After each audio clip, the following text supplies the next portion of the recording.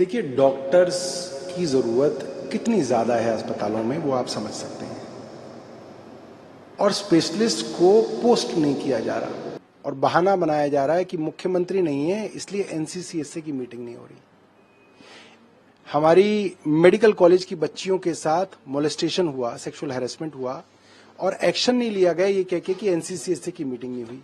मैंने आज ये ऑर्डर दिखाया, ये इसी दिल्ली सरकार का ऑर्डर है।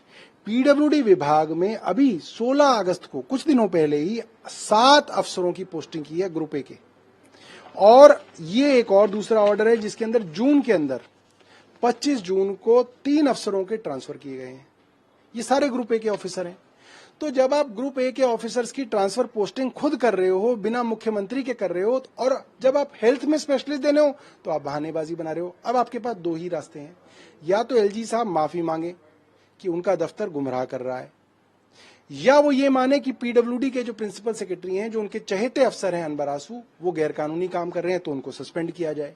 एलजी साहब दोनों ही नहीं करेंगे क्योंकि सब कुछ मिली भगत से हो रहा है। पिछले दिनों आशा किरण में मौत लगाए गए, अभी उसमें एक और मामला आया है कि एक बच्चे की, एक टीन की मौत हो गई, उसमें शॉर्ट के का आरोप है उसमें जनवरी महीने में, लेकिन अब तक एफआईआर नहीं हुई।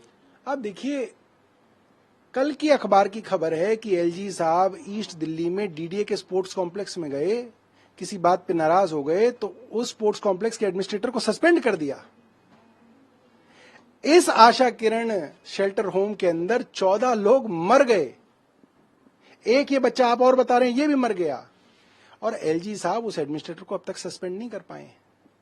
वो एडमिनिस्ट्रेटर जो 5-7 साल पहले सीबीआई द्वारा रंगे हाथों पकड़ा गया, 5 साल सस्पेंड रहा, ऐसे महान अफसर को पहले तो एलजी साहब के विभाग ने जो है एडमिनिस्ट्रेटर लगा दिया, बाद में उस पर कार्रवाई नहीं कर रहे हैं। अभी तो बहुत सारी चीजें खुलेंगी, मगर जब आप भ्रष्ट अधिकारियों को इतनी बड़ी पोजीशंस पे रखेंगे तो यही होगा।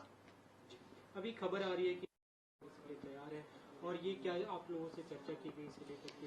देखिए, भारतीय जनता पार्टी को रात को भी नींद नहीं आती ये सोच के कि अगर अरविंद केजरीवाल आ गए तो दिल्ली के चुनाव का क्या होगा। और पिछले 1 महीने से हम देख रहे हैं कि सीबीआई और केंद्र सरकार किसी न किसी बहाने से कोर्ट के अंदर मामले को टाल रहे हैं। अब 15 दिन फिर मांग लिए। इसका मतलब कहीं ना कहीं केंद्र सरकार को मालूम है कि अरविंद केजरीवाल बाहर आने वाले हैं, और ये जल्दबाजी यही है कि अरविंद केजरीवाल के आने से पहले चुनाव हो जाए, सिर्फ यही है और कुछ नहीं है। क्योंकि स्वास्थ्य देखिए, मैंने मुख्य सचिव और स्वास्थ्य सचिव को शुक्रवार को बुलाया था, कई अधिकारी उनके साथ थे। इससे पहले कई मीटिंग्स में विभागों के साथ ले चुका हूं। मैंने कुछ चीजें बोली हैं वो इंश्योर करें, जैसे स्वास्थ्य सचिव रोज एक अस्पताल का दौरा करें और इंश्योर करें कि वहां पे डेंगू की तैयारी है।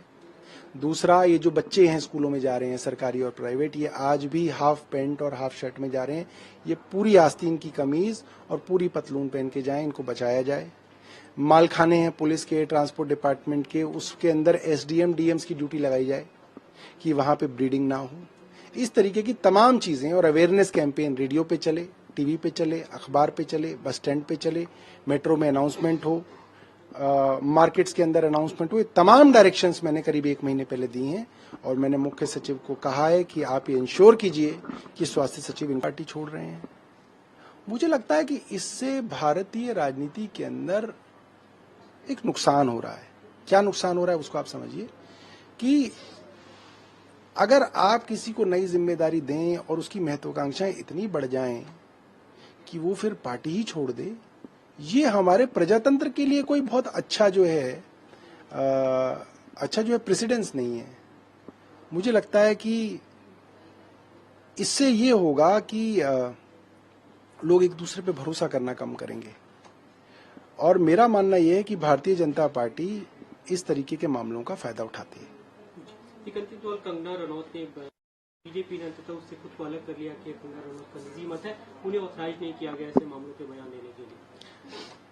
देखिए, कंगना रनौत तो हमेशा से ही अपने विवादित बयानों के लिए जो है जानी जाती रही हैं, और भारतीय जनता पार्टी अगर वाकई में ही कंगना रनौत के बयान से आहत होती तो उनको सस्पेंड कर दिया होता, मगर भारतीय जनता पार्टी ने उन्हें सस्पेंड नहीं किया। इसका मतलब ये सिर्फ एक भारतीय जनता पार्टी बैकफुट पे है। सिर्फ फिलहाल अपनी इज्जत बचाने के लिए ये नाटक किया जा रहा है, वरना जो कंगना रनावत कह रही हैं उससे भारतीय जनता पार्टी को अंदरूनी कोई एतराज नहीं है। हमसे जुड़े रहने के लिए हमारे YouTube चैनल को सब्सक्राइब करें और नई वीडियो की नोटिफिकेशन के लिए बेल आइकॉन को दबाएं।